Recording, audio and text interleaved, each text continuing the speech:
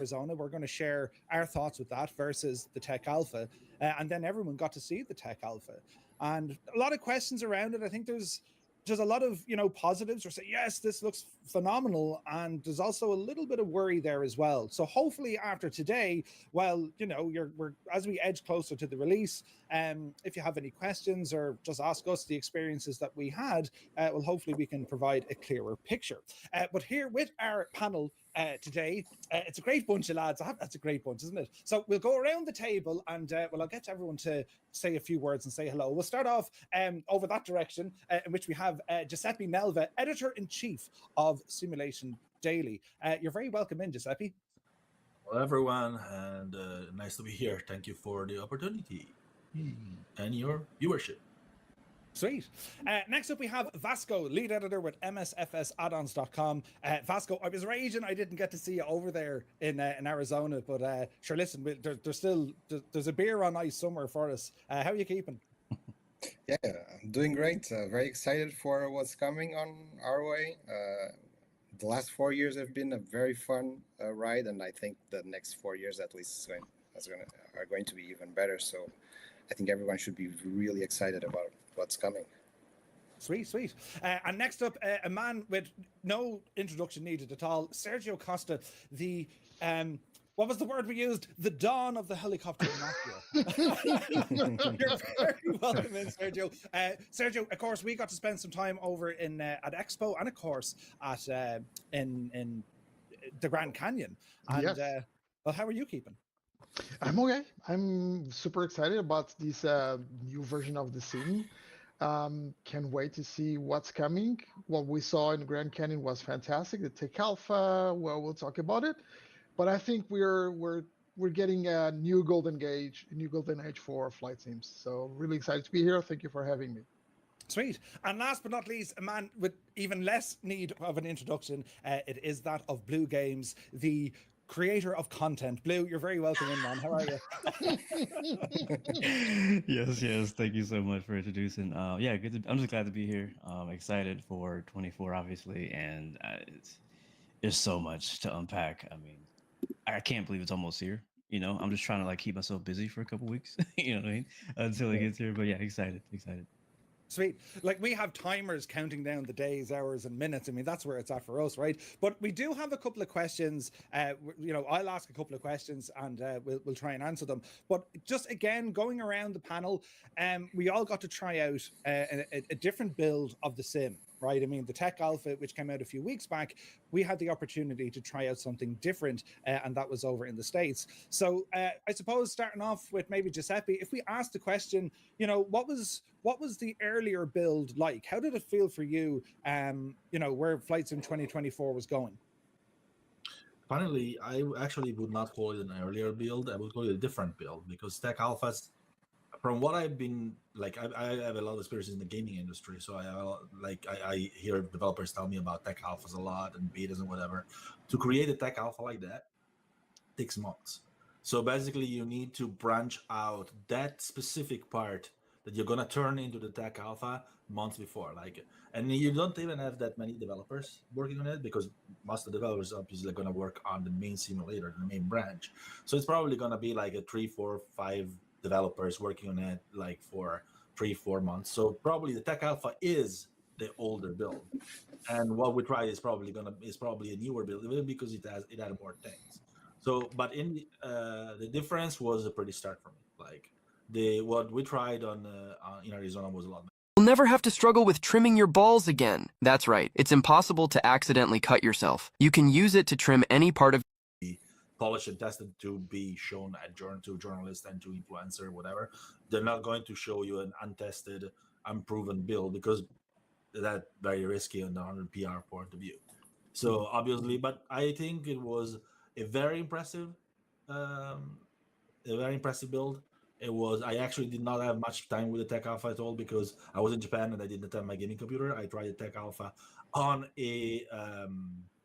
one of the portable things the Asus ROG Ally. So it was very choppy on that.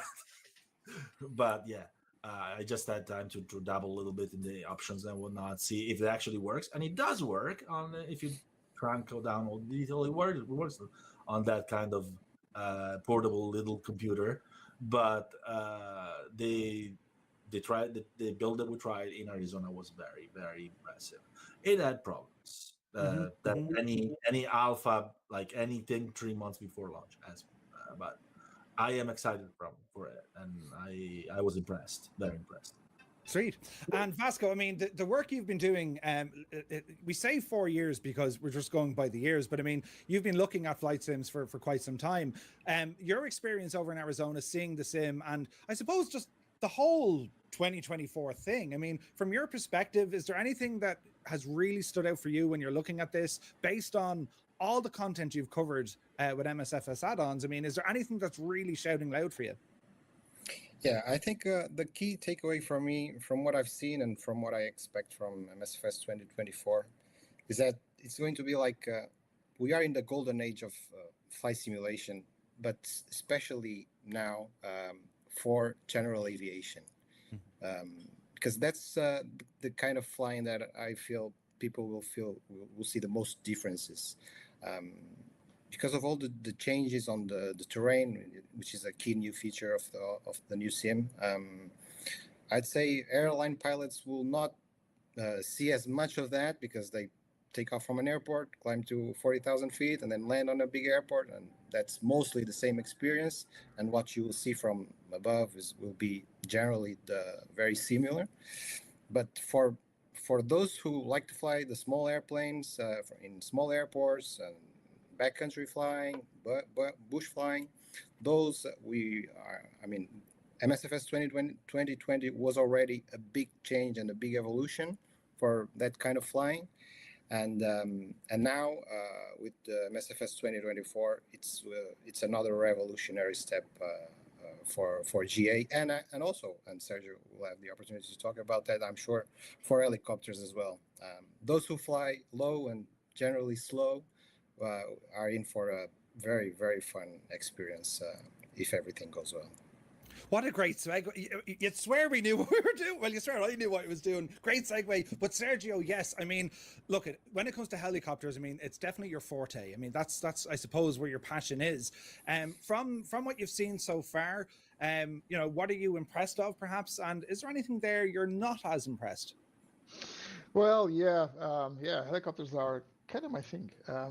Just a little bit. As you know, it's pretty much what I've been flying since. Well, I've been using flight simulators for a long time, around 30 years. But since 2006, 2007, more or less, I started flying helicopters, and that's all I fly. So all my interest goes towards helicopters. And because of that, when Microsoft Flight Simulator 2020 came out, I was really impressed with what they had done, although a bit disappointed because helicopters weren't there. But one of the things that Microsoft told me the very first day, the very first instant they got to talk to me, was that helicopters were not there, but they were going to add them later because they wanted to add them properly. Mm-hmm. So they have been listening to the community. And that's one of the things that I take from Microsoft Flight Simulator 2024, is the fact that they are listening to the community. And I know that a lot of people won't think that way, because there are some things that are still missing. There are some things that they still have problems. There are still problems with ATC and a lot of other systems that people use. So in that regard, people may think that Microsoft is playing deaf, or playing them, or just ignoring them. The thing is, there are a lot of different systems. And from what we start to see with this new version with Microsoft Flight Simulator 2024, using the AI platform for voices, for example, which is very interesting, I'm starting to see that they probably want to take a different path regarding ATC. I was really excited to see the new ground modeling, the new ground handling, all the new stuff, the cool stuff. The fact that the rotor wash now does have an effect on grass and other stuff. So like Vasco was saying, this is a very big step forward for people that like general aviation, that like helicopters, bush flying, and all that kind of stuff. I mean, we had Microsoft Flight Simulator 2020. Well, pretty much all the major sims out there, and most of us use more than one, like X-Plane, etc., etc. They pretty much nailed airliners, right? Because, like, again, was said already, you take off, you go to 5 digits, you fly up to 5 digits, you land on another airport, and it's a good experience for people that like that. But it's an experience that has been nailed down for quite some time. And with Microsoft Flight Simulator 2020, they started to expand things for other kinds of flights like helicopters, gliders, more general aviation. I think 2024 is a huge step forward in that direction as well. So yeah, I'm super excited. I loved the demo. I loved the presentation that we were able to see firsthand with the team talking about what's coming. I am a skeptical guy, but I told this to Jorg and the team after the presentation. It was 2019 all over again. I went to the US skeptical. I came out completely overwhelmed and convinced that this is a great step forward. Nice, nice. And for anyone else who's watching in, if you have any questions, guys, do be putting them in the chats. We'll have a look. But the same question to Blue, because Blue, I mean, you utilize all types of simulations, right? And when it comes to flight sim, it's not just with Flight Simulator. You're one of those rare, unique creatures that can actually utilize DCS, Flight Sim, X-Plane, P3D. I mean, you can control these all.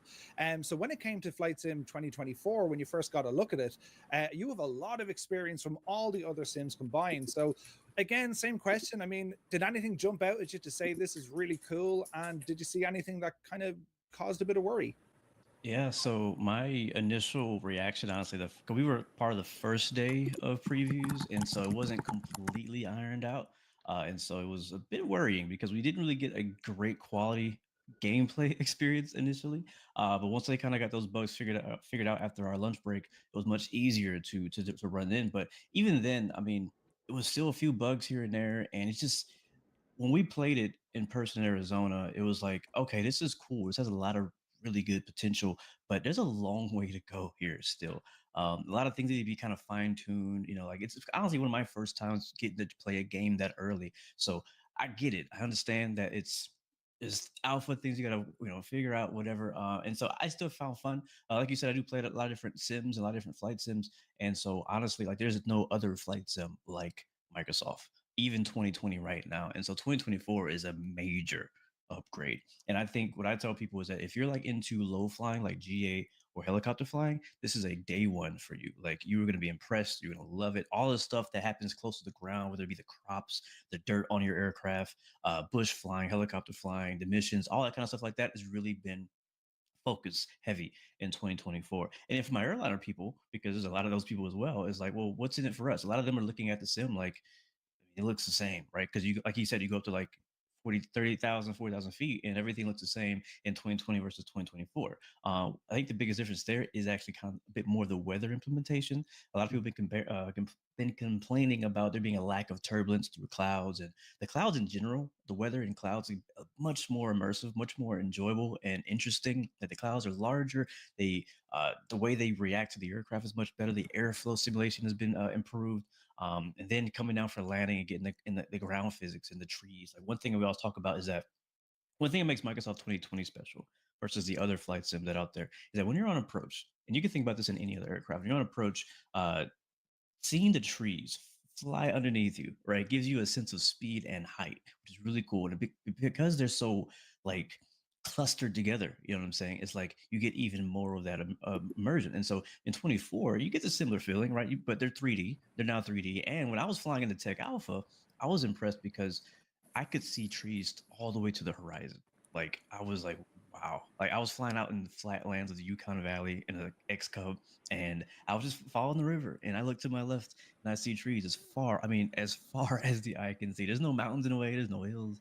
It's crazy. And so, yeah, I mean, there's so many things, honestly, that impress me about it. And I'm more excited, honestly, about this being the new base for everything that's going to be built on top of it. That's honestly what I'm more excited about than the actual 2024 itself is what can third-party developers do with these new tools.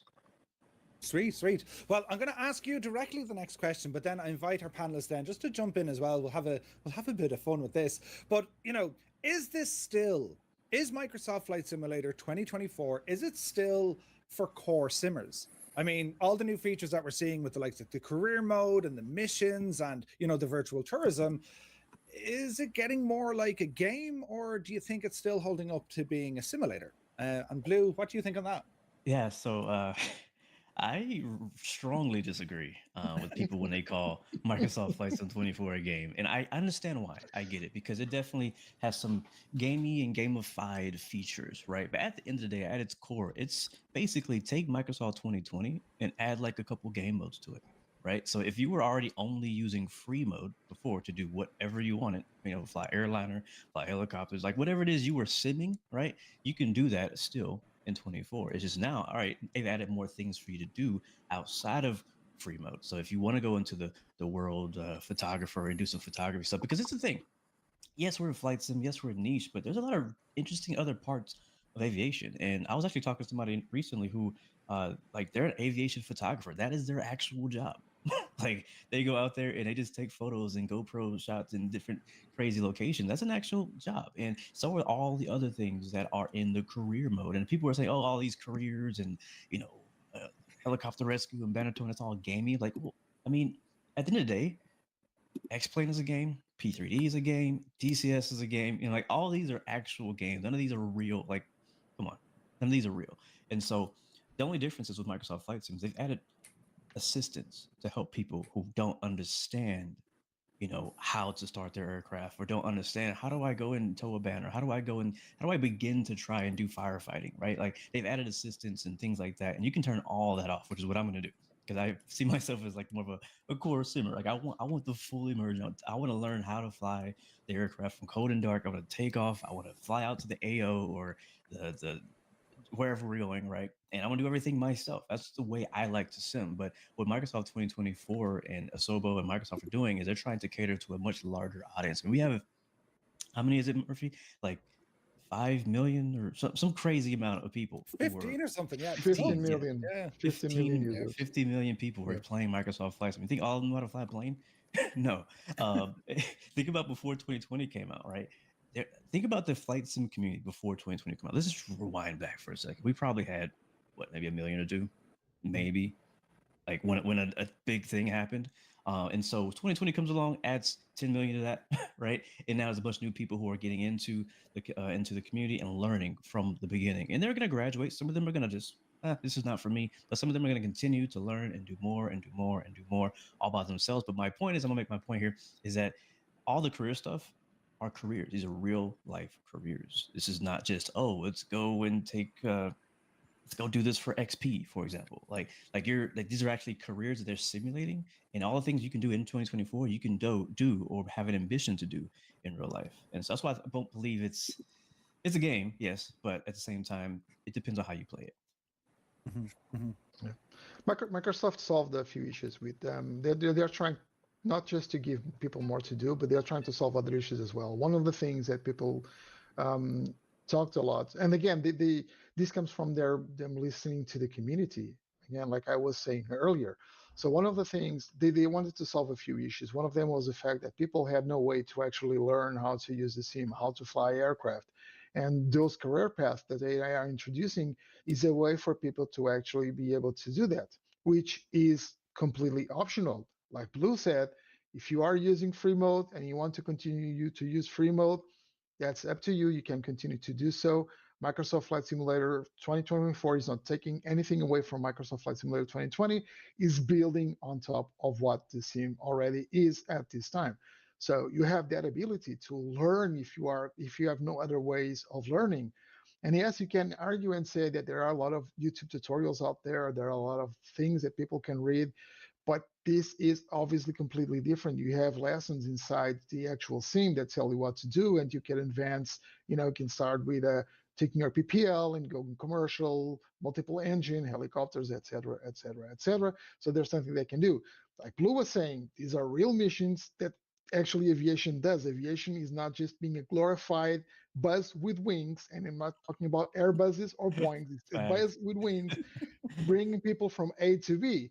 And it's actually ironic because a lot of people that complain about the fact that Microsoft Flight Simulator 2024 is a game because they have these missions, are the ones that probably buy things like GSX, which puts passengers into the aircraft for them to be able to actually take to other places. So it is part of the aviation. Another problem that they are trying to solve is that, like a lot of us that have learned how to fly helicopters, airliners, whatever, we came to a point in which we just continue flying because we are passionate about aviation. A lot of people may not have the same amount of passion we have, and flying just because they fly, it becomes boring for them. So this is a way for them to try different things.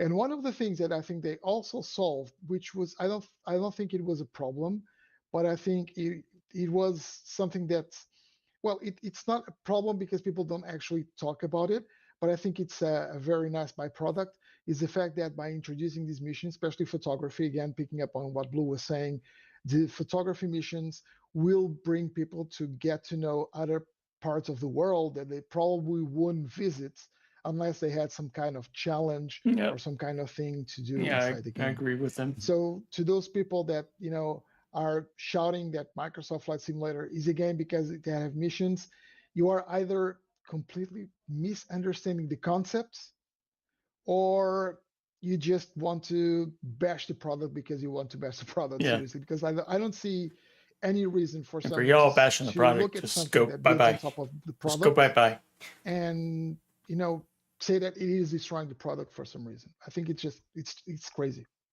Like, it's a great point to make. I mean, when you think about it, right? Let's say, for example, learning to drive a car. Now, if you were completely, you haven't a clue about anything to do with cars or anything else, you only know that a car is a mode of transport to get you from A to B. But like we talk about cars, you'll talk about, well, there's vintage cars, there's motorsport, there's law enforcement. Like, there's a whole world attached to what that is. And that's the point. I think it's a very valid point. I mean, here you have, and this kind of comes back to the age old argument, what's a simulator versus what's a game. And even just browsing through all the live chats that I can see, there's many lads, but the point, one of them coming in, like, it can be both, right? I mean, it can be a game or it can be a sim, and that depends on what the user wants out of it.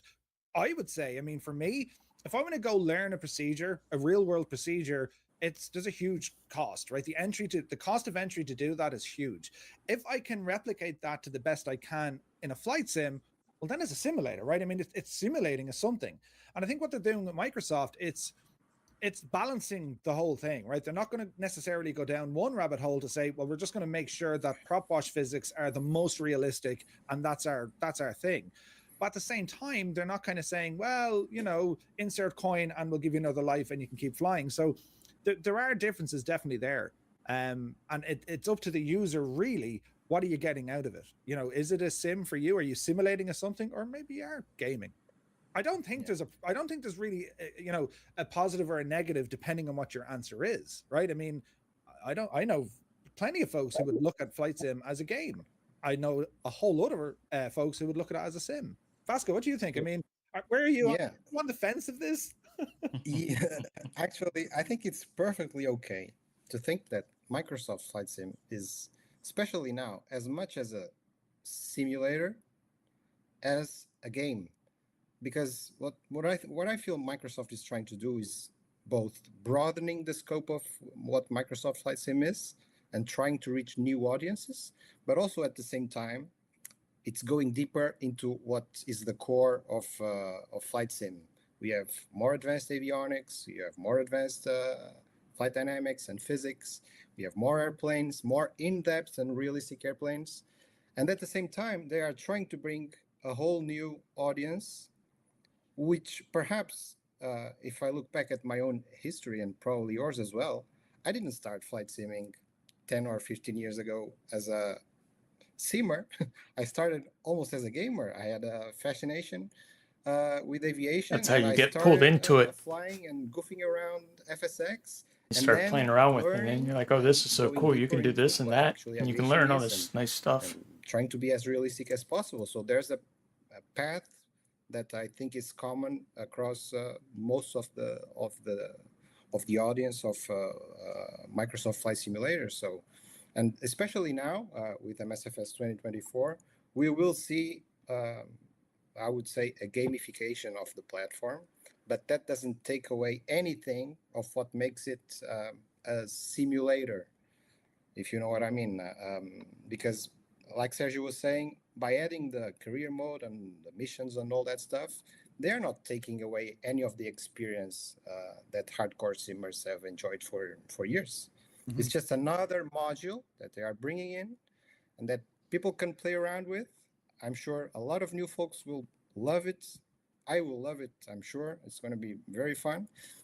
But still, if all you want to do is take your A320 or 737 and fly from Heathrow to Paris, you can do that even better potentially, and that's our expectation. There's no reason to don't see that in the new sim, and you can still do that. So it's not they're not taking anything away from the platform. They are just adding more stuff and trying to do one thing that I think it's critical, mm-hmm. which is thinking about the long-term success and reliability and the possibility of continuing to have a high quality and a high quality platform like Microsoft Flight Simulator. Because if we think about FSX, there was a time when it was popular when it launched, and then things got a bit stagnant. There's still people using FSX, which is mad. They still use it. You know what I mean? Which it's like, what? And I think people are still using Flight Sim 2004. Probably, yeah. Which is one thing that I wanted to add is mods. Like we've been, I'm a little old, so I remember the times before FSX, and I think this question, is it a sim or a game, kind of become en vogue during the times of FSX. It was much less before because flight simulation has always been, especially in the older times, seen as a genre of gaming. Like any simulation, there are millions of simulation in gaming. There's racing simulations, there is the sim simulations, there is a strategic simulation, war simulation, whatever. And one thing that's funny is that the question, is this less of a simulation because it has career? It blows my mind. It really blows my mind. So in return, I'm going to blow your mind too and tell you Microsoft is lying. Microsoft has been telling we are doing something new here with the career. They are not, because it may be a little bit more new in civilian simulation, but career has been in hardcore flight simulators for a long time. Military one, it's called the campaign. Like, and so that's exactly the same thing. It's not different. If you fly on DCS, you have 2,494 campaigns. And that they add to the experience. They don't subtract to the experience. And Eagle Dynamics is working on a dynamic campaign. So this is how political stock trading actually works. You know how in a poker game, when the players know the next hand, it's called cheating. But in Congress, and a lot of those flight simulators that we YouTube love, ads, Falcon and whatnot, they had campaigns because that's what gave you a reason to do things. And so, yeah, guys, I will do my best to try to minimize those ads as they pop up. I apologize for that. That's nothing I can do. Less of a simulator blows my mind because we have had campaigns forever, and they are the career. We're just getting back something that civilian flight simulator has lacked compared to military flight simulator. And I'll back that up too. Is all the simulation, all the most realistic sims out there right now are all working on some sort of career mode because that's kind of what's missing. A lot of times these developers, they focus really hard on the physics and realism of the thing that they're doing, which they should, right? That's what we want as the core sims. We want the flight sim to be on point, right? We want all that before you go and add on career stuff. And I think that's what Microsoft kind of did with 2020. 2020 was kind of like a test bed, right? For the last 4 years, where they've been kind of just hitting the sim updates and the avionics updates and acquiring companies to do this and do that. And I think if it wasn't for that, if they had just come out with like, oh, okay, cool, it's still flies horrible, but now we have career, like, you know what I mean? So since they're actually putting focus on that and adding the career, I think honestly it's just flight sim is behind. we're really behind. We're a niche, obviously, but we're really up behind the game industry, and the game industry has been doing career modes and stuff like that for a long time, right? And just because we're adding it to our sim or game, it doesn't make it a game. Like you said, it's just we're finally progressing forward and giving our community more to do, right? And as a person who's been flight simulating for a while, I've done all the airline routes, I've flown all the bush trips, you know what I mean, like that, and it's and you get to a point where you can like, all right, what do I do now? Where do I fly today? I don't know. If you don't have any progression or a sense of progress or a sense of purpose in flight sim, it's like, well, what do I do today? Like I've used things like On Air, things like FS Economy, Neo Fly. I've used every single career mode thing that exists as third party, and all because I want more reasons to fly a plane that I like. Yes, I love the Comanche, or yes, I love the PMDG 73 or whatever, right? But I want more reasons to use those things, right? And so I think that career mode does that, and that's what I'm looking forward to in 24. It's a great point, and like, I have to throw it in there. Well, you can't tow a banner in DCS, right? I'm only messing. I'm sure you can't though. But like when we talk about some of the options, right? I mean, here we have this new sim. It's a standalone simulator, right? And we'll kind of go off script a little bit. I mean, when you look at what is possible now, over the last 4 years, we've seen with Flight Sim 2020, anything from the add-ons, the aircraft, the sceneries, the different plugins, the virtual airlines, all of that, and even like as you say, I mean, FS Economy and so many other plugins, let's call them, and that can be attached to a sim. I mean, the next 4 years is going to be pretty wild because I mean, a huge part of Flights in 2024, and you know, Microsoft and Asobo have said this, they want to give developers way more power to be able to create new stuff and make things better. I mean, is there anything, again, going around the panel, is there anything yet to be created? I mean, is there anything that you're kind of sitting there saying, I wish they would just make this? Well, developers are very creative. And that's the thing. Whenever a platform opens up for developers, for third-party developers, we see solutions for problems we didn't know we had. So I think we are going to continue to see that. For example, there's now an EFB from Asobo, and developers will be able to create apps just for that. So who knows? That's game changing alone.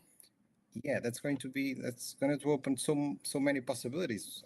I mean, now all this entire community is going to get very creative and start to think how they can play around with the new tools that Asobo and Microsoft are giving them, and we'll have to see. But I think we're going to be, if we have this conversation in a year, we'll be very surprised with all the new stuff that people will be making. Okay, sweet. Right, we'll move on now to another question, and I can see again, guys, everyone here in the chat. Murphy, thank you very much. One quick thing, Murphy. Jump. I expect one thing that's going to happen. Someone is going to let you play games in the AFB. Absolutely. I'm expecting that. I want to play Doom. Yeah, I want to play Doom, and I don't even use the EFB. So. All right, so well, a good way to pass the time on long flights. And I'll kind of do like a mix match kind of a thing. Is there anything you're worried about? Right, I mean, we've seen the trailers. We all saw the trailers back in 2019. We saw the release of Flights in 2020, and we were only chatting about this briefly. I mean, when it was released, there was so much, hey, look at this flashing light over here. We didn't necessarily focus in on any of the, I don't want to say shortfallings, but there were a couple of bugs, right? Is there anything that you're looking at with the imminent release of Flights in 2024? Where's the worry? I mean, what do you think would be detrimental if they get it wrong on release? What's the one kind of showstopper? 2020 add-ons. 2020 add-ons? Yeah, compatibility. And yeah, go ahead. Sorry, Vasco. Just a brief one. And when you start adding 2020 add-ons, how much that's going to change what you expect from MSFS 2024, like the loading times? I think that's going to create, I mean, you will start with the default sim. It's going to load very quickly, and people should be prepared to, once they start loading that community folder with 2020 content, to see those loading times just to become much slower. I saw some comment from a developer a couple of days ago. He said, "Oh, I have my scenery on the 2024. It loaded in 45 minutes, but now I see improvements. Now it's loading in 15 minutes, so it's better." So you see how. What the? Yeah, I don't know. And he saw improvements, and he managed to, I mean, just in a few minutes or hours of work, to bring it down to 15 minutes. So you can imagine, with all the amount of content that there is around, and people have installed like hundreds of gigabytes, once they start putting that in, they will. I think that magic of those really fast loading times, it will disappear, and it's going to be a bit frustrating. And yeah, we'll see some complaints about that. Yeah, compatibility with all the add-ons. Yeah, not to mention the SDK now comes or brings or indicates a few shortcomings that will probably be a bit hard to go around it. A lot of add-ons probably don't have as many polys as the hard limits they have now imposed. But yeah, there's probably going to be some problems with some of the add-ons. My concern is a bit more generic. They have done so many things to different systems, and they have had multi-thread, multi-core support. They have changed the flight dynamics system. There's so much stuff that was changed that I am just concerned that things, for some reason, start to break over time. Especially flight dynamics. I'm on one end, I'm super excited about the fact that they have expanded the amount of surfaces in an aircraft, reduced the size of those surfaces. They have improved the CFD, the computational fluid dynamics system. So there's a lot of new stuff, but at the same time, this of course worries me because we're talking about software that was changed, and with all those changes, we will eventually find a way to break it somehow. I'm more concerned about that than I am about the retro compatibility with add-ons, because I am sure that the developers will end up bringing that up to speed, but there's something that we cannot bring up to speed. Third-party developers cannot touch, and those are the core systems for the sim. We have to remember that a lot. Again, I am repeating myself, but this is really relevant. There was a lot of systems that were changed or improved. And with those changes and those improvements, stuff can break, and that's my main concern.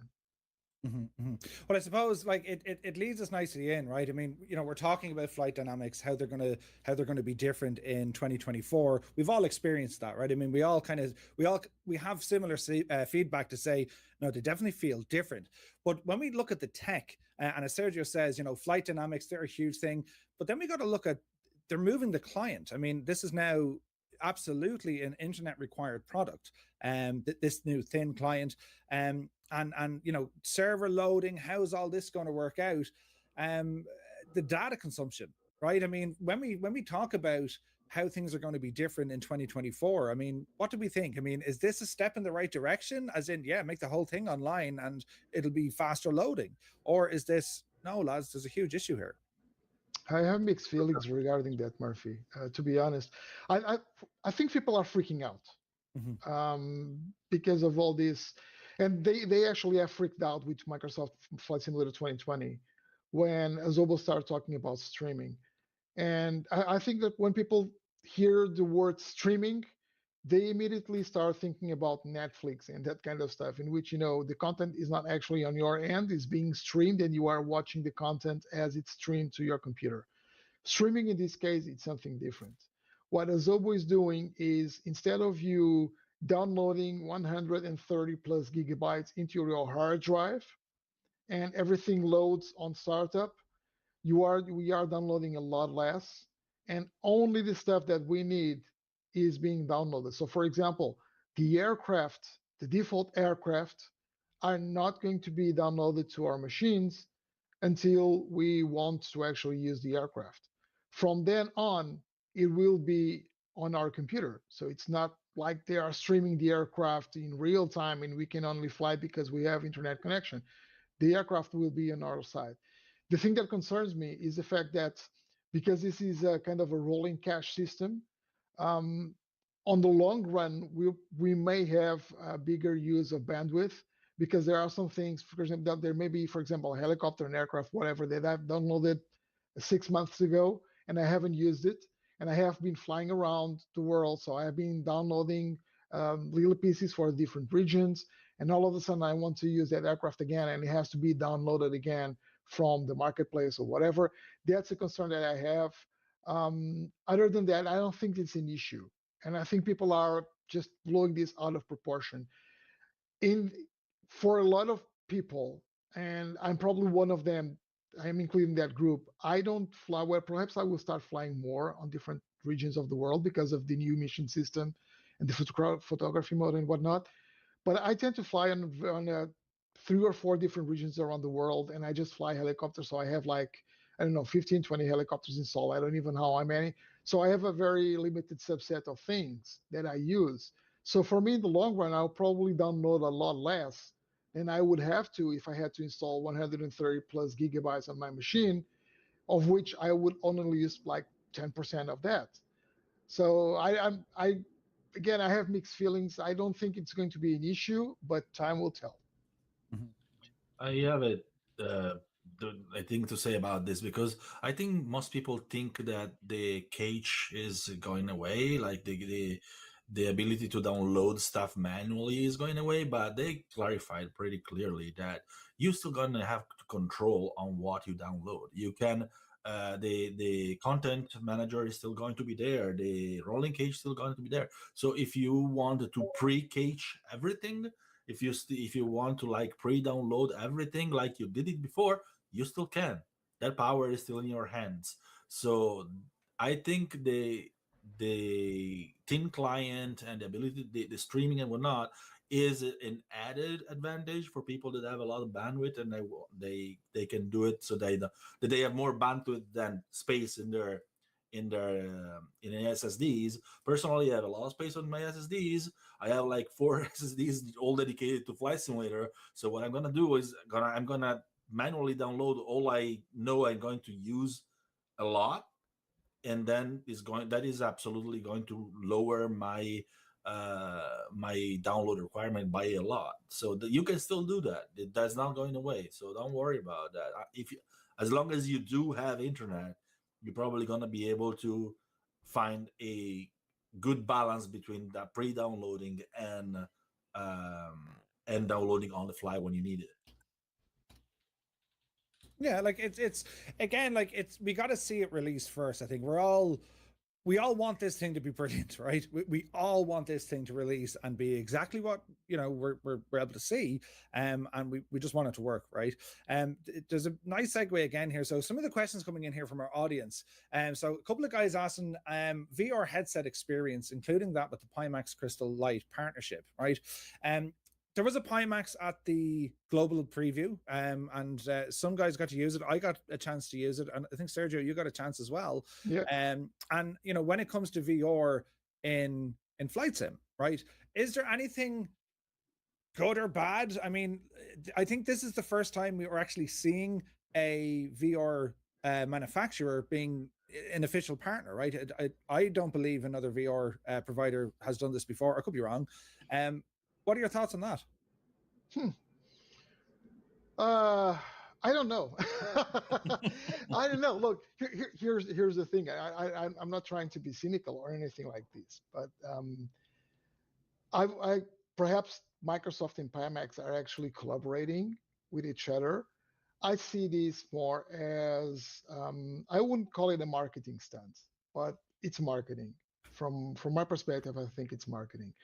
I don't think there's a lot going on behind the scenes. This is definitely, although Microsoft already knows, since Microsoft Flight Simulator 2020 came out and they added VR, they are on the VR bandwagon, and VR is being present on Microsoft Flight Simulator 2024 since the beginning.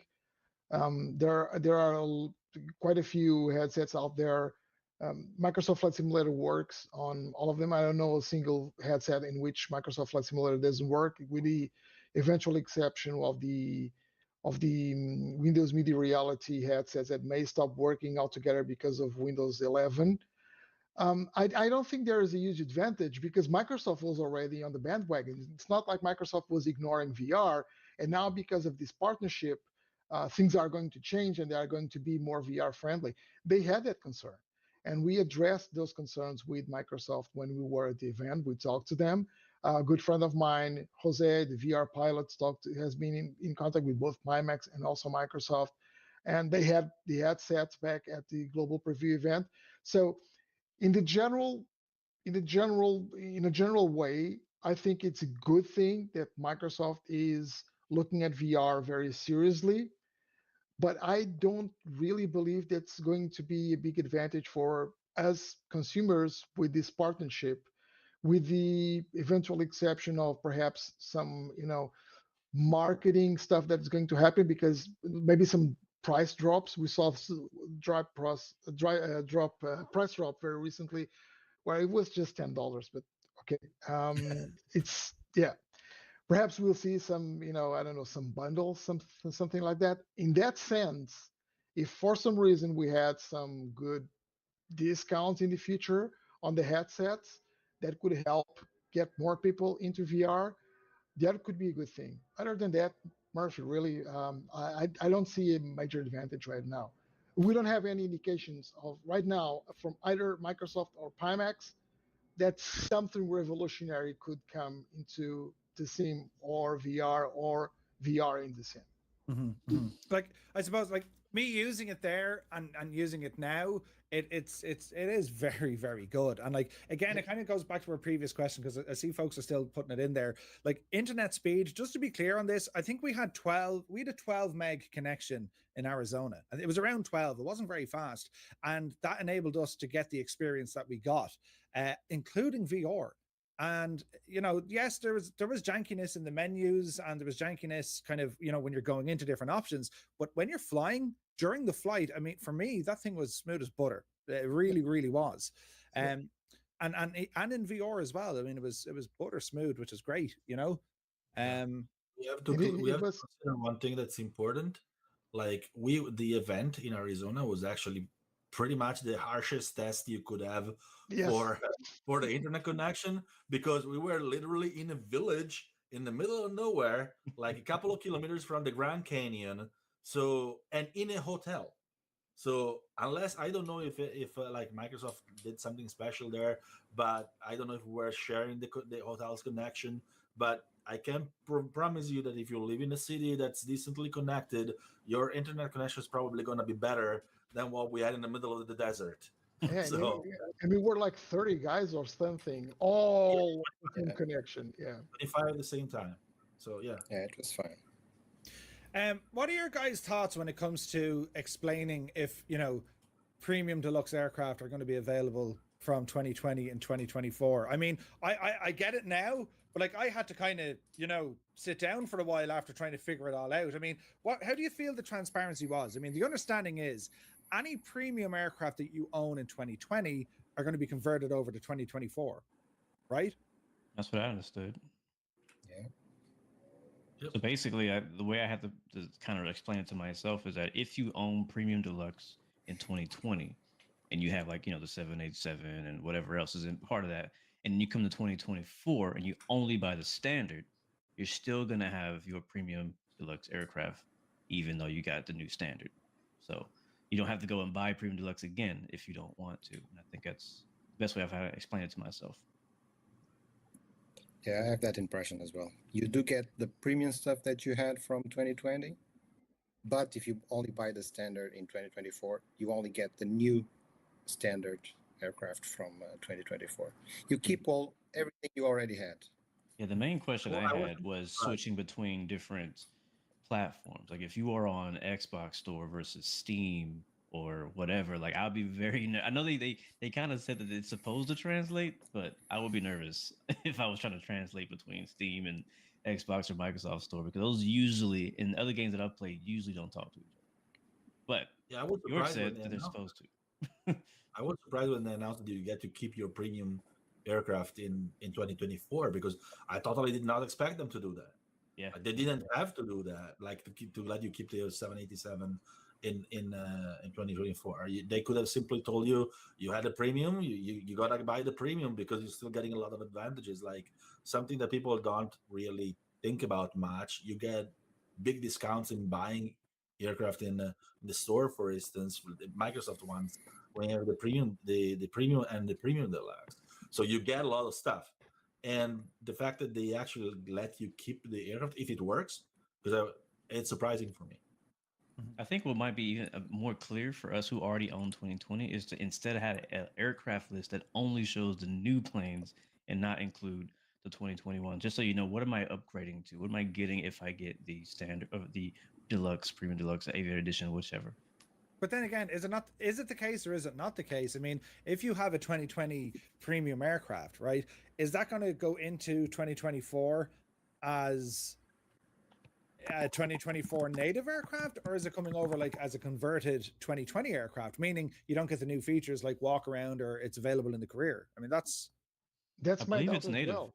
Yeah, that's my doubt as well. They update all the aircraft? That's the thing. We don't know. Yeah, they haven't really been specific about what has been improved with the older 2020. They're just supposed to work in 24, but yeah, we don't know. It seems like a needless complication. You want extra, you're gonna have to pay for it. Is what I'm thinking. I don't know. We're probably not the right people to ask. You probably have to ask Microsoft about that. Yeah, like there's I see another question there just in relation to hardware, and again, it's something that we've seen. I mean, in at the global preview, they pretty much had every major bit of hardware, right? I mean, did everything from Thrustmaster, they had Turtle Beach, they had Honeycomb, they pretty much everything there. So I'm not too worried in relation to hardware. And again, if your equipment is relatively new, you're going to get support from hardware devs. Stuff like SPAD, I don't see that having an issue because I mean we've seen already a lot of programs that are interacting with the sim, either with Sim Connect or whatever else. They seem to kind of work. Even that was with the Tech Alpha. Unless you guys think anything different. No, I don't think there's anything different. And honestly, I think that in a very short amount of time after the sim is released, if something is not working, I mean, joysticks in general, they should be working, right? Because Microsoft Flight Simulator is using whatever comes from Windows, all the data, the signal data that comes from Windows. So I don't think there's going to be any difference there. Things like SPADs or other kinds of applications or software that may be using SimConnect. I'm already feeling it. Still on my second one. It feels like a buzz. Like, it's hard to explain, but my body is buzzed. This is wild. I just feel the tension leaving my body. I can feel it working in my mouth. So many ads. I mean, from what we saw at the event and the Tech Alpha to where Flight Sim 2020 is running right now on our own PCs or Xbox. I don't know if you guys use Xbox, but like, where do you think the performance is at? I mean, for me, as I said, at the global preview, it was butter smooth in flight. For the Tech Alpha, it was still pretty butter smooth in flight. And okay, we could argue that's because it's a vanilla sim. There's no other add-ons in there, right? And even of the add-ons that are in there, well, there's only 2 or 3. Where do you think the performance is? I mean, do you think you're going to need a NASA grade PC to get the best out of the sim? Because even when it comes to the minimum requirements, we're looking at stuff. They've put in the recommended and then they put in ideal. I don't think they should have used the word ideal because that has a lot of people thinking, well, I'm going to need those as opposed to recommended. I mean, recommended is for a 4K experience, right? Personally, I'm actually one of the few, apparently, talking to you guys and other people, that perceive some stutters at the event in Arizona. But you told me, Murphy, that we had a 4070 as a graphic card, so that actually put it back in perspective because I expected them to give us PCs with like 4090s or not. We were playing at 4K. With a 4070, which is a 1440p cards mostly. Like I have a 4080 and I play at 40p like 2020. So I'm not surprised anymore that maybe there were a little bit of starters here and there because they were pushing on those cards a lot. Actually, I'm surprised that it worked that well.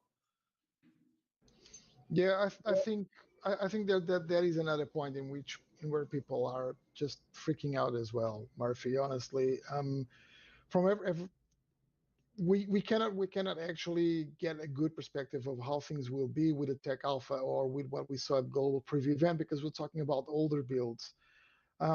So we don't have everything installed. We don't have all the add-ons, et cetera, et cetera. But at the same time, we don't have those builds optimized. So it's a bit of a trade-off there.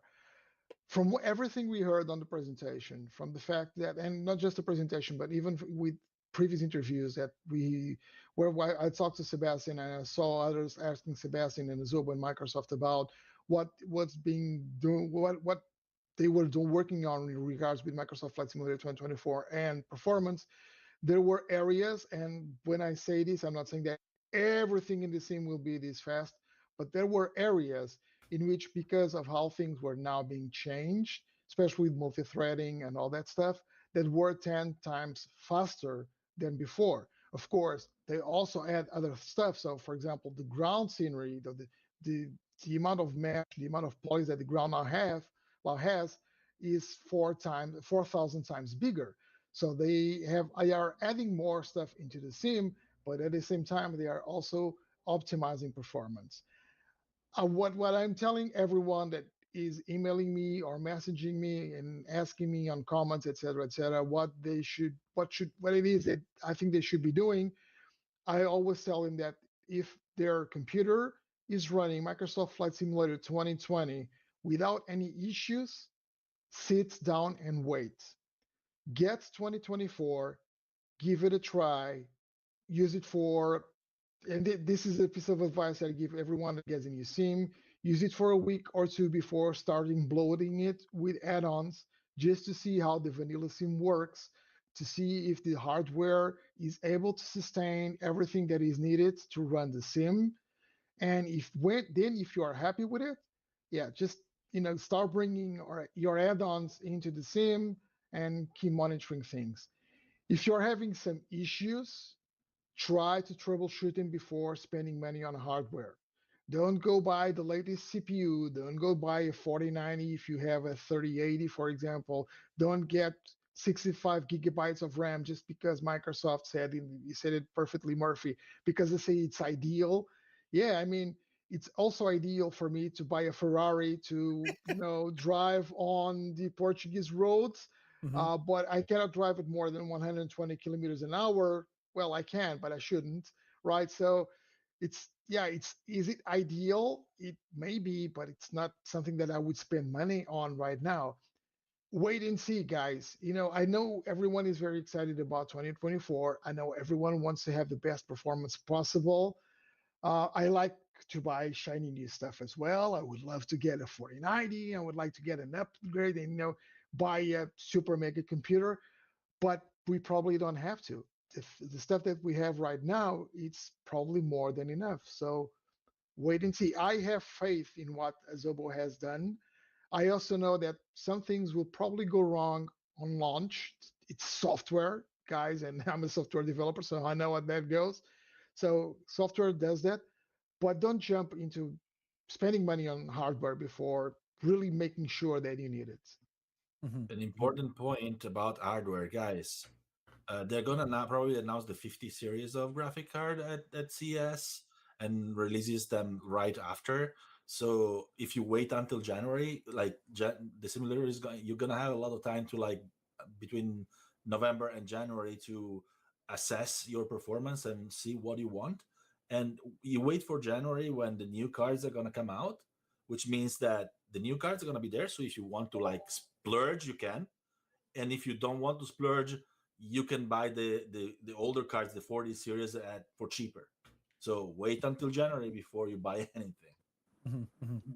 Very good advice. Yeah, 100%. Right, I have a couple of questions, a quick fire round here, just some well, we'll see how we get on. So a couple of questions just to address them. Question coming in here, what does Microsoft Flight Sim offer to the beginner in terms of flight lessons? And again, lads, if you want to shout if I'm saying this wrong, but pretty much when it comes to the flight lessons, this is pretty much geared into where the career mode is.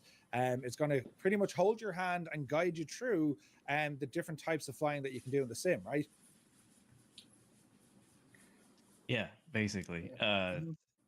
there's multiple ways you can do it through the career mode. Within the career mode, there's now like all the tutorials that we have in 2020 are also kind of in the career mode as well now. So you can actually kind of start your career getting your private pilot, whatever, and it teaches you hold your hand, how to fly a plane step by step. But you'd also still access that stuff outside of that mode, outside of career mode, if you just want to kind of go quickly learn like how they have like the airliner missions and things like that.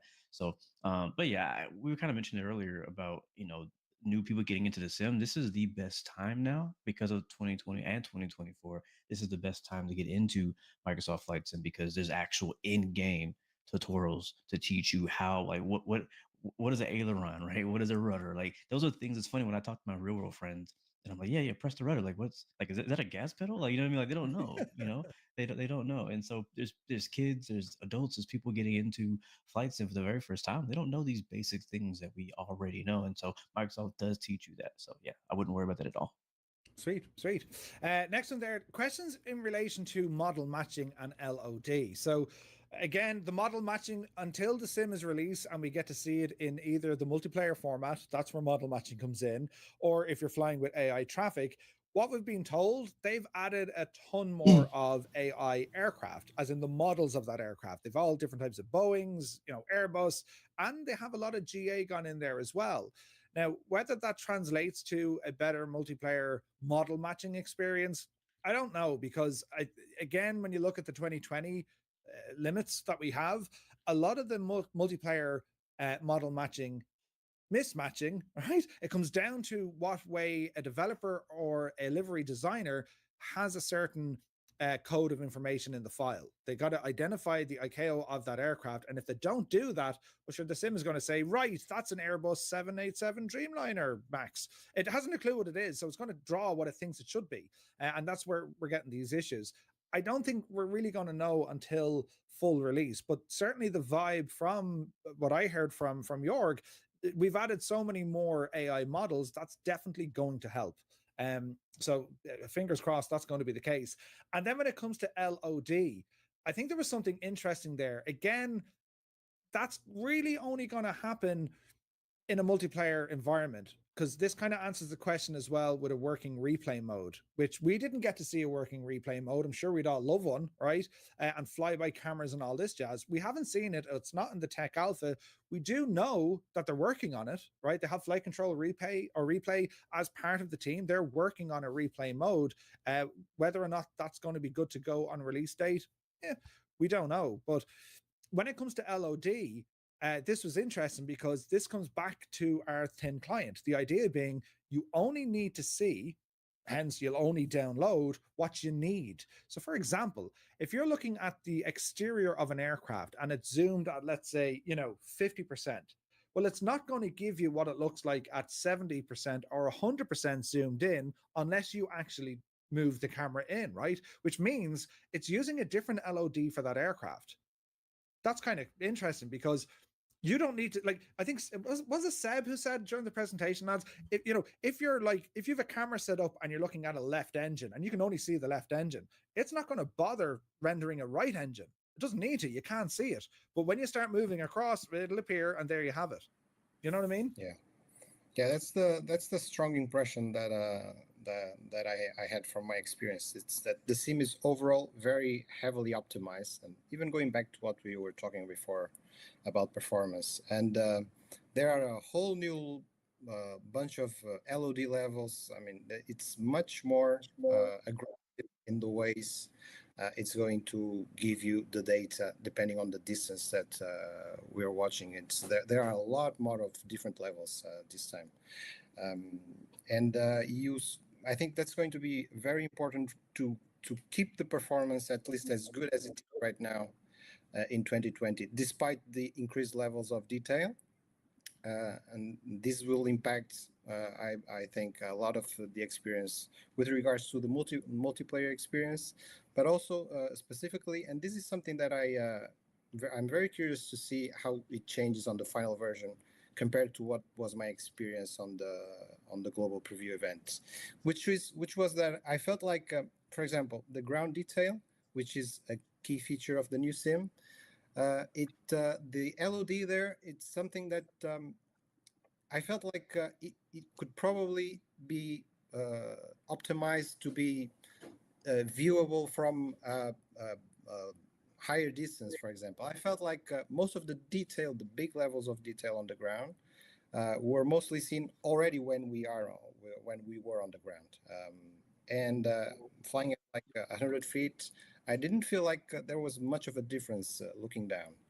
But this may be. I'm curious to see how this experience is going to be on the released version, because I had that impression on my preview time with the new sim. Is that there is a lot of detail there, but to keep the performance, they are only showing it really at the limit of what they think you will want.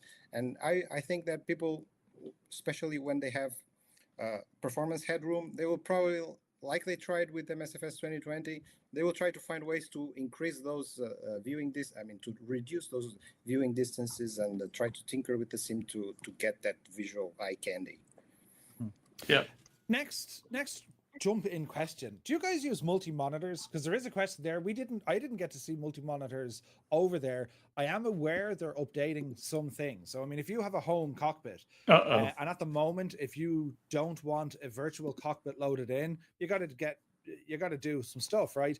2024 is going to offer you the option to load in a centered camera position, and it won't render a virtual cockpit, which is great news for those who have their own home cockpit build. But even for everyone here in the panel, cool. Do you guys use multi-monitors? Is that a thing for you guys? So we won't have. So if we have our own virtual reality all the way cockpit, we just get the outside. I guess the screens. It won't give us the plane. Do the actual How does that work? LCDs on the VR headset count as 2 monitors? Because if they do, yeah, multi-monitor friendly.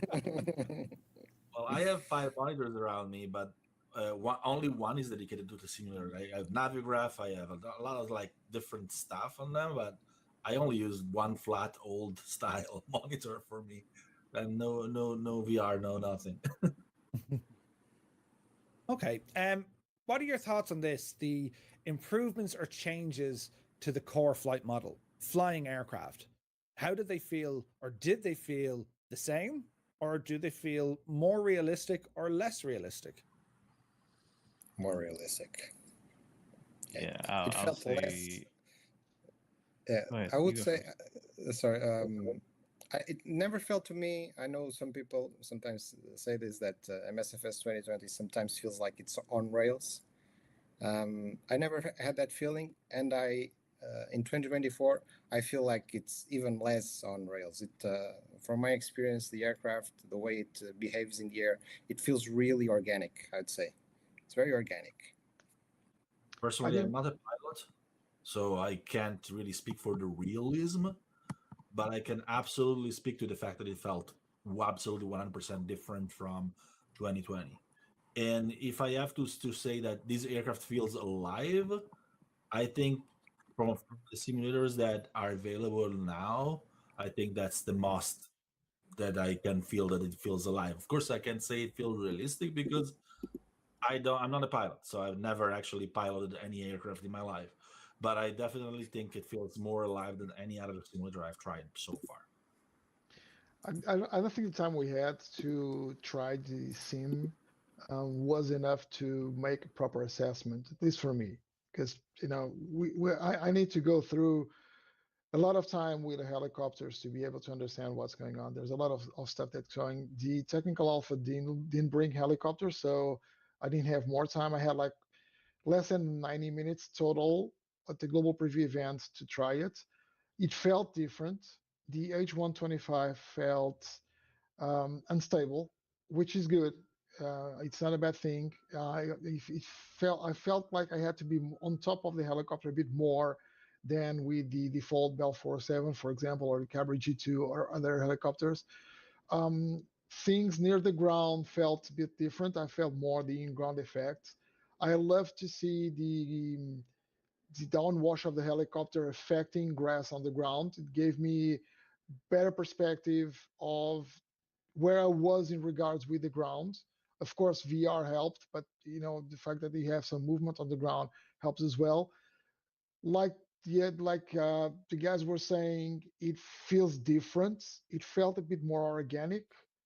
I was excited, and I am excited to try more to do my proper testing with the sim, but it was the little time I had was enough to get me excited about what's coming. Let's just put it that way. Mhm. Again, it wasn't my complete assessment, but it was exciting for me. And Blue, I mean, your experience of this as well, because I mean, as I said, you use all flight simulators. So I mean, what was it like for you? Yeah, I didn't get the chance to try the helicopters myself. I really wanted to, but I didn't get a chance to try them. But I did fly the Cessna. I flew the float plane, uh, the firefighting float plane. I flew the 737 Max. The Cessna felt great. I mean, it's probably the one of the best GA filling aircraft I've ever flew in flights in Microsoft Flight Sim, I should say.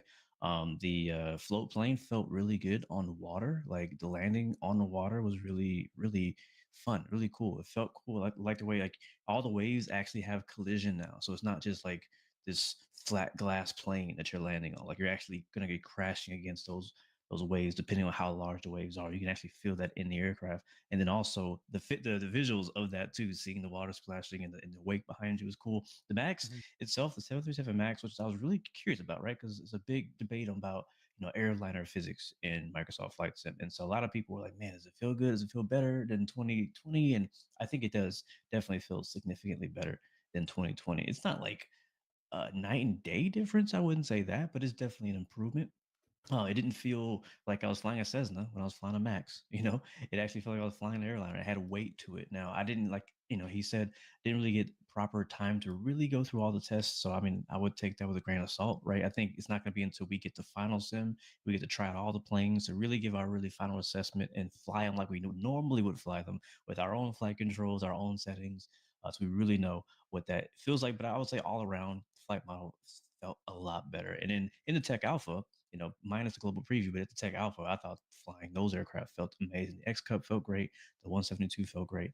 I didn't fly the fighter jet. I will be honest. I'm not a fan of any fighter jet in Microsoft Flight Sim. So I mean, it's a for a fun thing to do, but I guess maybe because I do DCS, it kind of ruined me. But no fighter jet, not a single one. I don't care. I mean, I love you developers, but not a single one feels good in 2020 or 2024. So, but no, it was nice. Question there from the viewer pilot. So, do the waves affect boats for helicopters landing on them? I didn't see it affecting boats. I don't know if you guys tried to land on a boat with a helicopter. I mean, I definitely used the 415 flying boat or the water bomber, and you definitely have to assess what the water is doing, and that's something new, I think, with flights in 2024. There's consequence to your landings now, especially if you're not going for a traditional runway. So if you're going for like a dirt strip, you got to watch out for like bumps and rocks and all this jazz. And when you're going for the water, you have to consider wave height and wave direction, because that will have a huge impact on your aircraft. Didn't notice it with any of the boats though, unless you guys tried it. No, I haven't noticed anything on the boats, but during the presentation, Sebastian, I think it was Sebastian Vlog that mentioned that boats were to be affected by waves. So that's to be expected. I think he said that maybe not a launch. I remember saying something like that. Maybe not a launch, but it's something that they were looking into implementing, like for the boats specifically. But I don't know if my memory is being faulty here. Could be. I don't remember, to be honest. I do remember it's mentioning the boat thing, but I don't remember if he said it could be postponed or not. So, yeah. And guys, what do you think? What do you think of the third-party developers? I mean, everyone in this panel, we all work with third-party developers in some which way. I mean, we're either getting information from them to publish it, or we're working on their add-ons, getting to test them or try them out. What's the vibe from the third-party developer camp around the entire transition from 2020 to 24? I mean, we saw early on a lot of developers saying, "Yeah, look, it's an instant free upgrade." And then the goalposts were changed to qualify. Well, what do you mean by an upgrade? I mean, is that going to be your aircraft native to 24, or is that your aircraft compatible with 24, working the same way in 2020? Any feedback there, or what do you think? Panic, I think, is what's going Yeah. on. Ever since they dropped that dev alpha, I think it's just been panic. I talked to one developer, I'm not gonna say his name, but he said that he had slept very few hours in the days following that dropping, because what they need to do to make their aircraft kind of like fully compatible with 2024. Not necessarily with the new features, but just making it, kind of working better. It's taking much longer than they expected. But I do want to rewind back really quick because you mentioned the third parties. I'll rewind back to the flight model thing.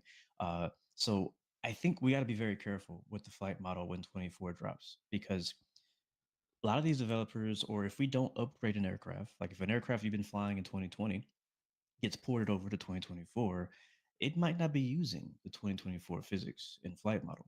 I mean, you guys can correct me if you think I'm wrong about thinking this, but I believe that when I saw one of the dev interviews, they were saying that there's like some kind of thing like the sim knows if that aircraft is a 2020 aircraft or 2024 aircraft. And if it's a 2020 aircraft, it basically kind of judges it by a different set of rules. And so if you just bring over an aircraft from your 2020 community folder over to your 24 community folder, and you're like, oh man, the flight model sucks. Well, that's not the Sims problem.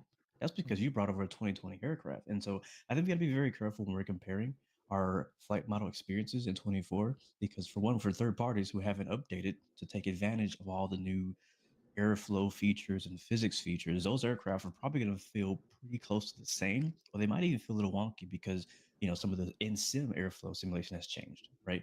And that aircraft was fine-tuned for the 2020 system. So I think that might be a bit of a curveball there for developers and for people who are flying in flight sim. So yeah, I just wanted to put that out there. I think that might be a bit of a issue. And also, uh, I'm a little worried that third parties might take advantage of that 2024 tag and say, hey, my aircraft is compatible with 2024, but they've done little to nothing to actually change. They just made it work in the new sim, and then now they call it is 2024 compatible. So I'm worried about that.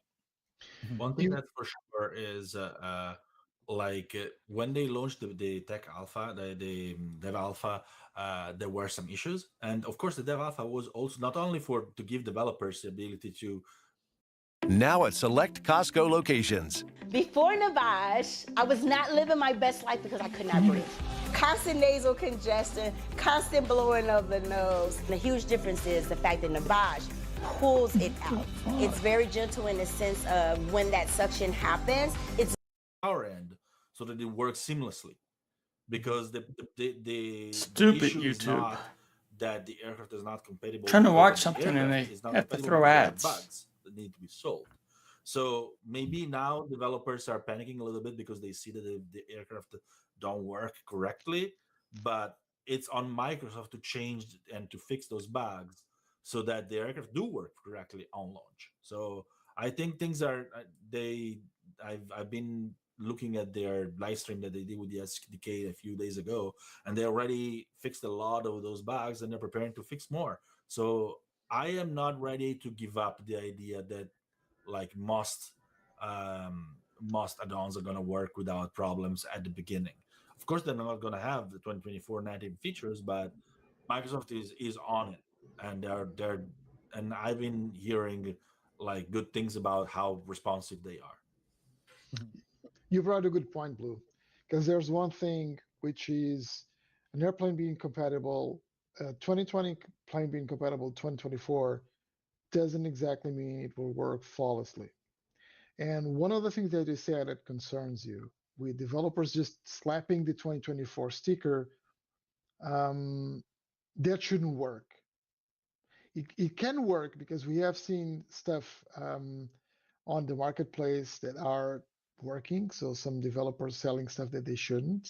We shall not name them, but we all know who I'm talking about. But the fact that they just slap the 2024 logo on top of it shouldn't work for one simple reason. And I have a bit more of understanding of how things work, because alongside I'm also I have HeliSimmer.com, but I am a producer and project manager at a gaming company that is also working on an add-on for Microsoft Flight Simulator. And we have been going through the SDK. And one of the things, it's one thing for you to say, okay, my airplane works on Microsoft Flight Simulator 2024. It just, it flies, it does everything it should. But it's another thing, like you said, to have the 2024 features. And that is where I think there has to be a difference, and people need to understand, people need to learn this and understand this, that if a developer is selling you a plane that they made for 2020 and and they are selling it for a fee for you to use it on 2024. You should expect two things, or at least one of them. You should be able to do the walkarounds, which is now a feature of Microsoft Flight Simulator 2024. So when you go through the checklist, you should be able to do the walkarounds.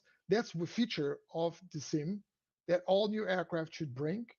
And the other one is, and I wouldn't say this is mandatory, but it should be able to be used with the mission system. So you should be able to transport people, transport cargo, etc., etc. If someone is selling you an aircraft and they say, okay, we have upgraded it to Microsoft Flight Simulator 2024, and this is my perspective, this would be my threshold. If I purchase, if I pay a fee for a plane or an helicopter, whatever, that is in 2020, if it was upgraded to 2024 and it doesn't bring these features, I would be very upset with that developer. So I think people should really understand this and start demanding these from the developers. Or, you know, they could have different tiers and the developer could be transparent and say, guys, we have issues with our base head-on for Microsoft Flight Simulator 2020 in 2024. If you pay this smaller fee, we have everything fixed here, but we do have a 2024 version, but it's much more expensive because we spent a lot more time working on this. And there are things that they need to do. I was talking previously about the poly count, the poly amount, the poly count limits. And again, I don't think there's a lot of aircraft or add-ons out there that go above this poly count, but aircraft can only have 1.5 million polygons right now. So any aircraft that has more than 1.5 million polys, they could be in trouble. So they will need to release a different version with less polygons. Okay, so I think that this is something that people should be paying attention to and know exactly what they're buying when they do. Yeah, and like it's also for how the aircraft are built as well. So, you know, we're familiar with a lot of add-ons that would override core sim properties, right?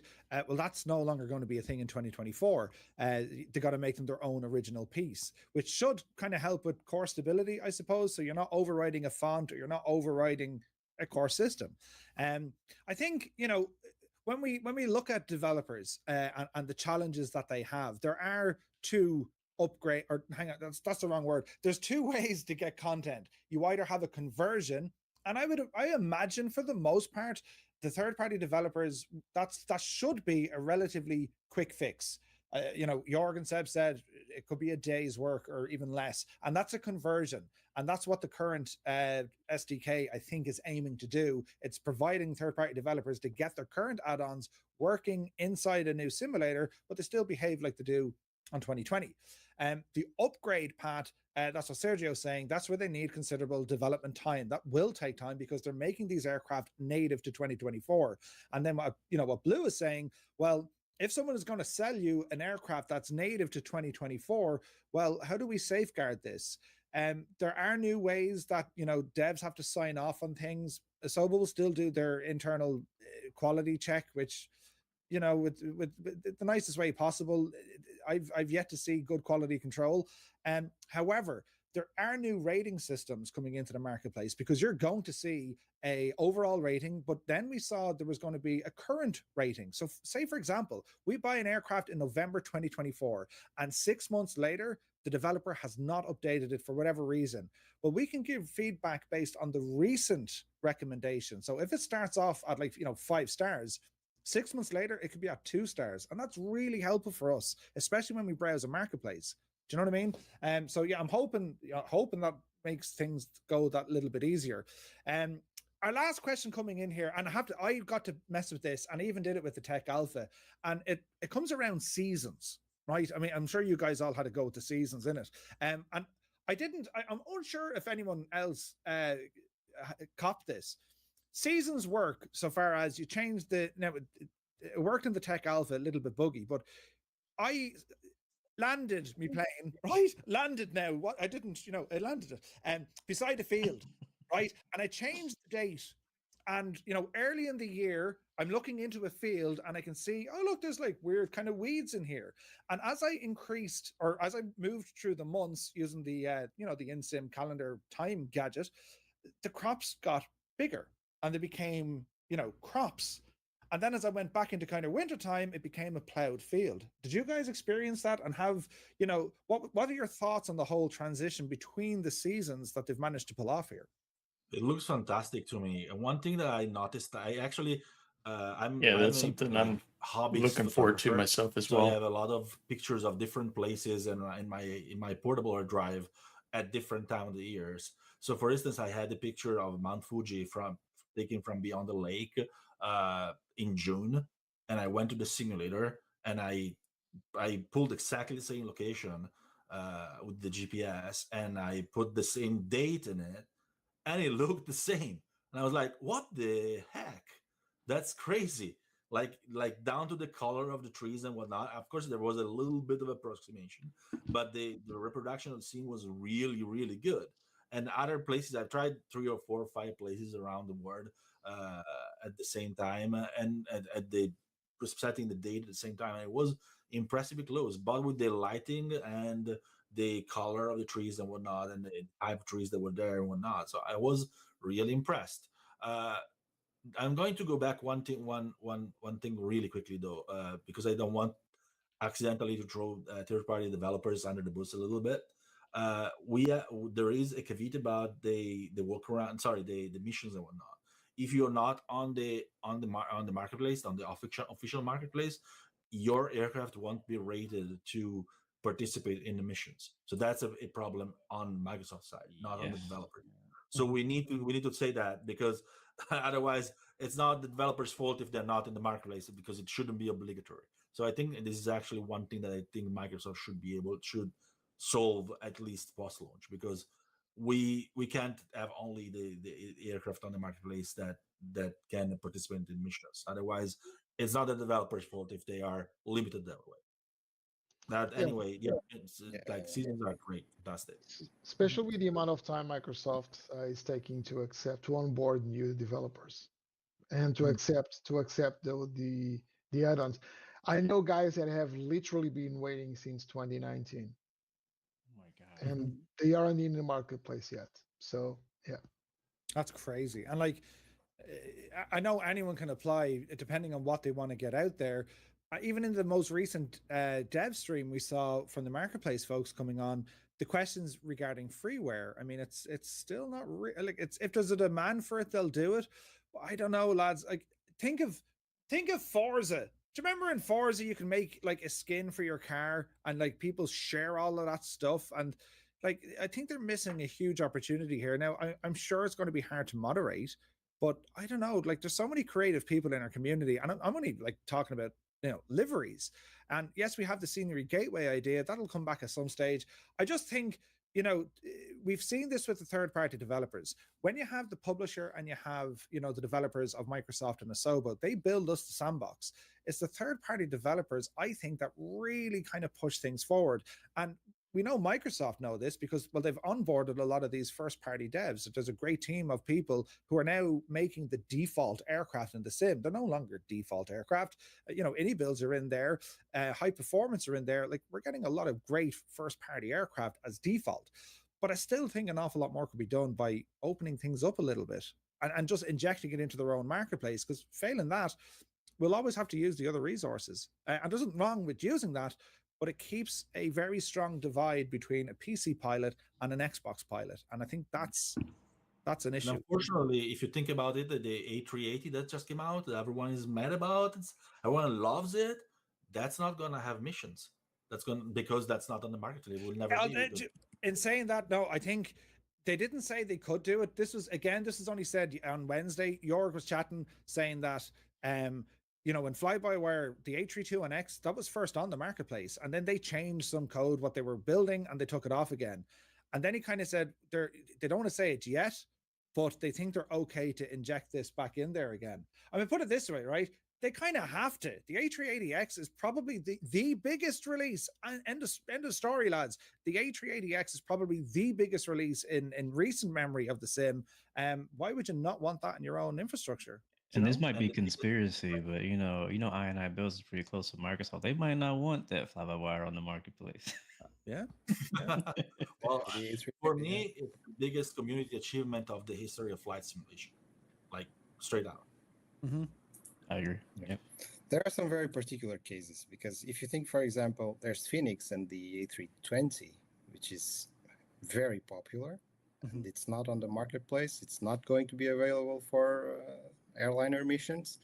And based on the software that they are running, the way they build the aircraft, I don't see that happening. So unless Microsoft finds a way or allows aircraft from outside the marketplace to be available for missions, I don't see how the Phoenix A320 will be available for on the career mode, for example. Yeah, So the excuse there's they have for like having to vet things on the marketplace is because it will break progression if they allow other things. But personally, this is not a multiplayer competitive game.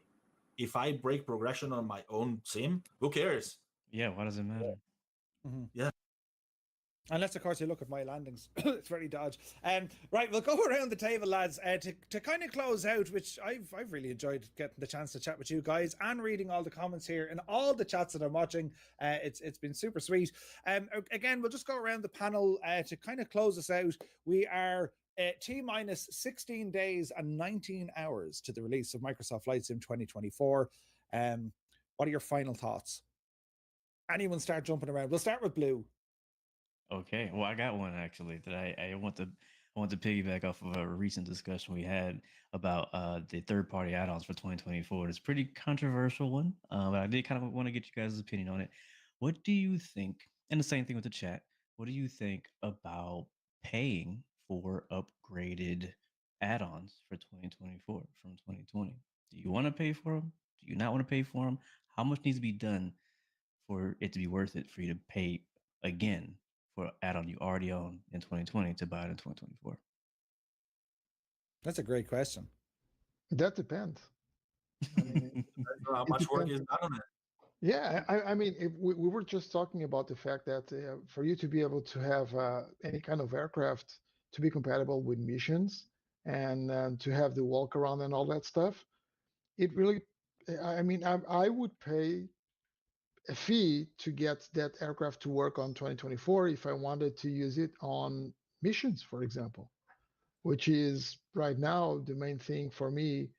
Well, with the obvious exception of improvement in flight dynamics, et cetera, but being able to fly helicopters around and do search and rescue missions and all that stuff. If I had to pay extra to use my favorite helicopter to do that, it obviously would depend. I mean, I wouldn't pay full price again for the helicopter, right?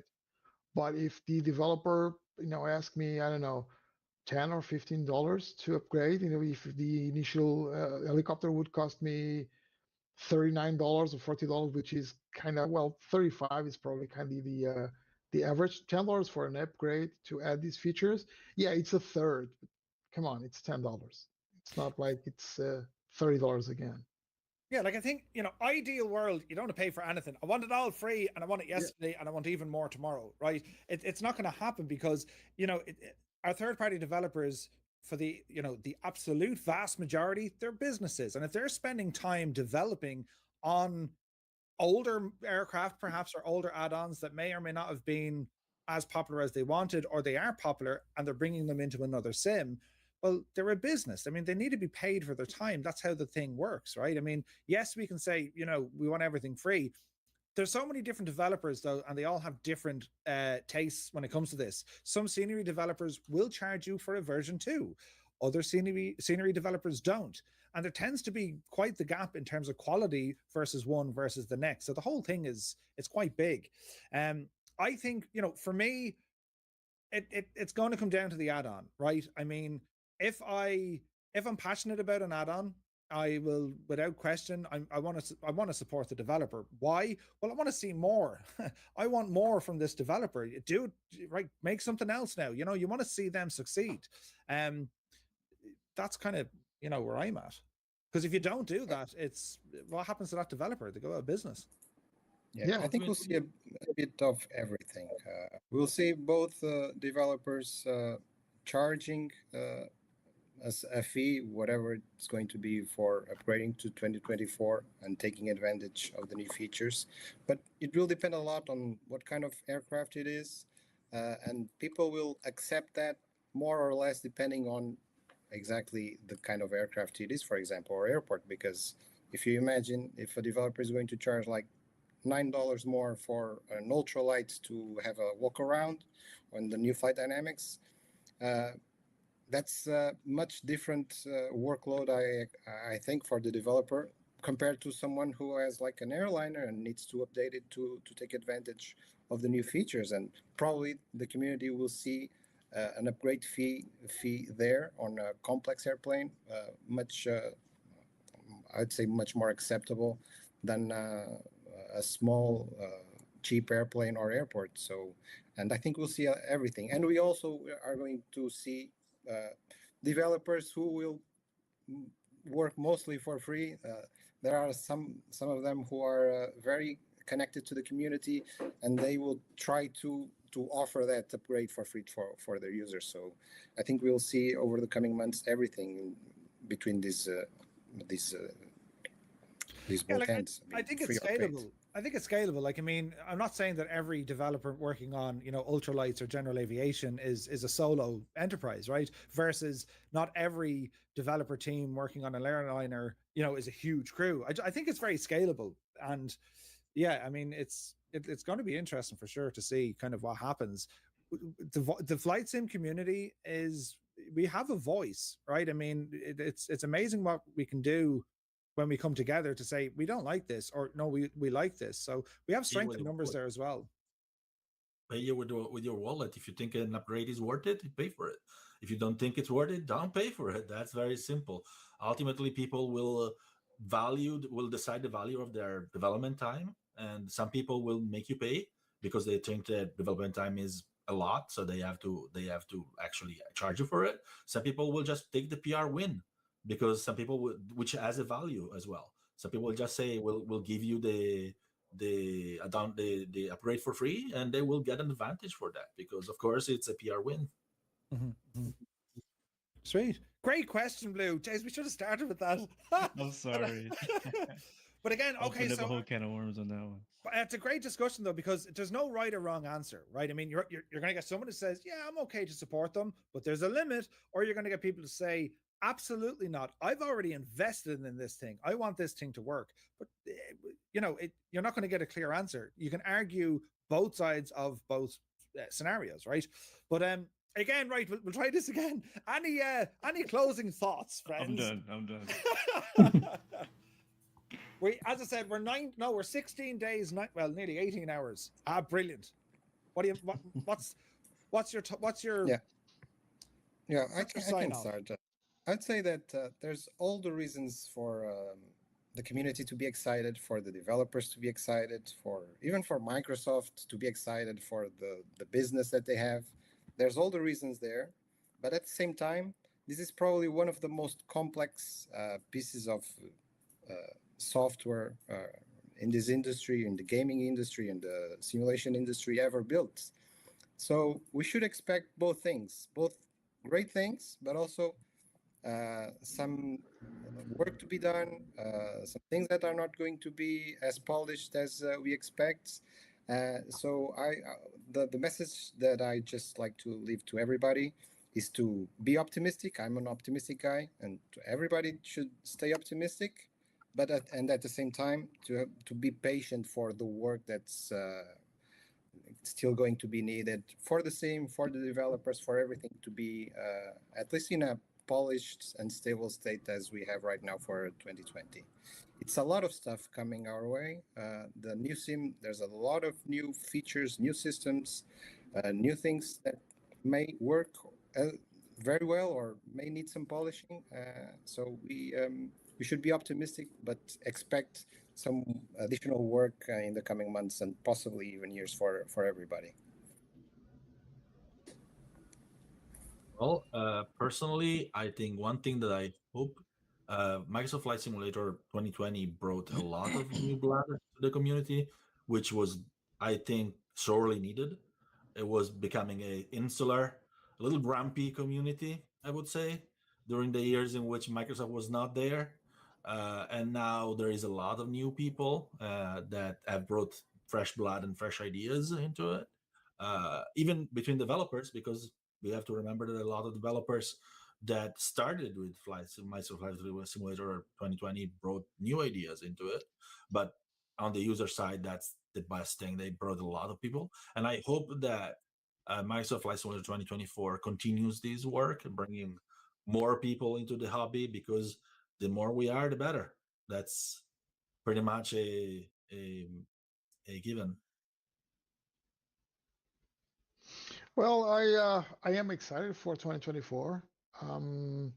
I think we should be excited for the sim, but at the same time, I think that people should know what to expect and understand that this is a completely new version. There's a lot of code, like Vasco was saying. There's a lot of new different systems, so there's going to be things that will go wrong eventually, because that's just how the beast is.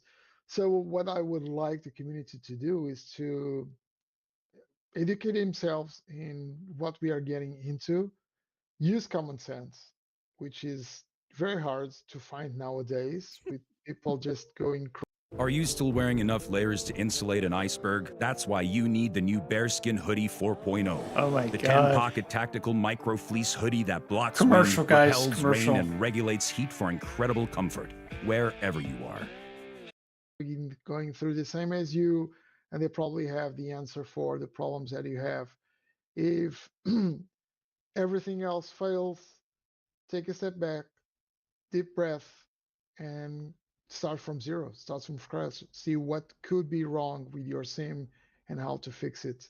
And again, rely on the community. I think that we are going to see very good times ahead with the new sim, but we are going to have to be a bit patient, guys. That's the thing. And I think all of us in this panel know that. We have seen it with Microsoft Flight Simulator 2020, and this is going to happen with 2024 again. We have to be patient, and we have to be like it was already said, be positive with the new sim. I wish you all an amazing launch, that your SSDs don't crash, and the sim has good performance. I hope we don't have to buy new hardware. And I'll see you on the other side of November 19th, winning the new sim. Sweet. Blue, anything to add to that? I Just got nothing else. say it all. Say it all. I think Sergio had the perfect message to end this. Yeah. Like again, like it's Murphy's Law, right? And it's a terrible thing to say that, but like we want 2024 to come out as good and as strong as we expect, and we want, right? I mean, we're passionate about this, but they're not turning off or getting rid of 2020. So as Sergio says, go back to zero. Well, we always have the option to stay put in 2020 while this other one might have to go back in for a couple of fixes. So like, it's not, that's it. They've ruined it. It's all over. We're off now. And we're going to go out in the real world instead. We're not going to flight sim anymore. But that's not going to happen, So we still have 2020 there. And it's kind of funny, right? Isn't it? Like, there's still tons of releases that are coming out on 2020 first. And this is going to be after the release of 2024. So we got the option with both sims here, guys. Yeah, I'm diving deep. I'm diving straight in 24. I'm completely going to be kicking 2020 to the curb. Yeah, but now Murphy owned it, because he says Murphy's Law. So if something wrong happens, it's his fault. I've been waiting all night to say that. I'm surprised it took you this long, honestly. I wrote it down and I forgot, but it's grand.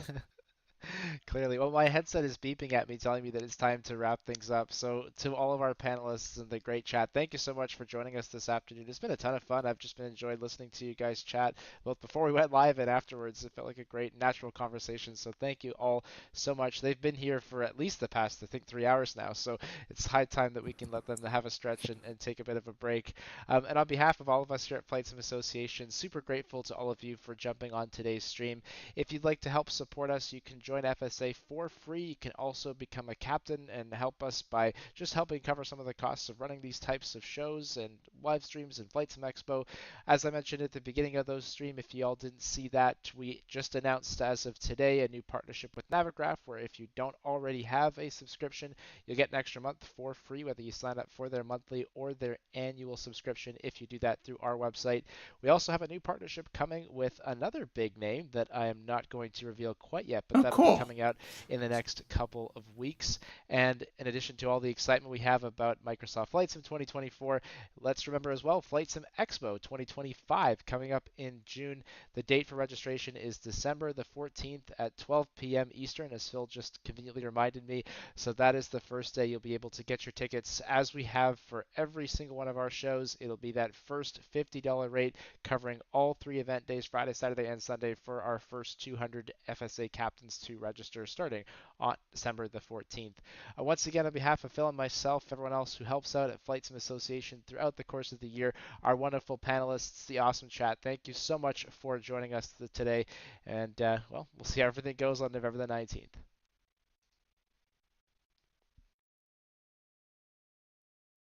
All right, folks, I hope you guys enjoyed it, and we will see you on next stream.